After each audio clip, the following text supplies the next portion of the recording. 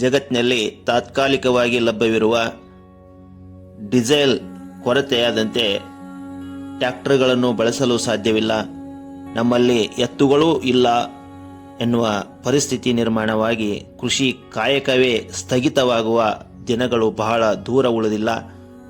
ಈ ಸಂದರ್ಭದಲ್ಲಿ ಕಳೆದ 5,000 ವರ್ಷಗಳಿಂದ ತಮ್ಮ ಶ್ರಮದಿಂದ ಕೃಷಿ ಕಾಯಕವನ್ನು ಉಳಿಸಿಕೊಂಡು ಬರುತ್ತಿರುವ ಜೋಡೆತ್ತಿನ ಕೃಷಿಕರ ಶ್ರಮಕ್ಕೆ ತಕ್ಕ ಬೆಲೆ ನೀಡುವಂತಹ ಕಾನೂನು ಮತ್ತು ಯೋಜನೆಗಳನ್ನು ಜಾರಿಗೆ ತಂದು ತಮ್ಮ ತಮ್ಮ ಮತಕ್ಷೇತ್ರಗಳಲ್ಲಿ ಜೋಡೆತ್ತಿನ ಕೃಷಿಕರ ಸಂಖ್ಯೆಯನ್ನು ಹೆಚ್ಚಿಗೆ ಮಾಡುವುದು ಆಯಾ ಗ್ರಾಮ ಪಂಚಾಯಿತಿ ಸದಸ್ಯರು, ಶಾಸಕರು ಹಾಗೂ ಸಂಸದರ ಜವಾಬ್ದಾರಿಯಾಗಿದೆ.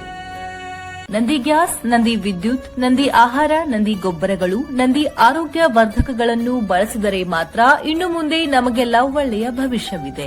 ನಂದಿ ಶಕ್ತಿಯಿಂದ ಸ್ವಾವಲಂಬಿ ಹಾಗೂ ಆರೋಗ್ಯವಂತ ರಾಷ್ಟ್ರ ನಿರ್ಮಿಸಲು ಬಯಸುವ ರಾಜಕೀಯ ನಾಯಕರಿಗೆ ಪಕ್ಷಾತೀತವಾಗಿ ಮತ ನೀಡುವ ಸಂಕಲ್ಪ ಮಾಡಿ ನಂದಿ ಸೈನಿಕರಾಗೋಣ ಬನ್ನಿ.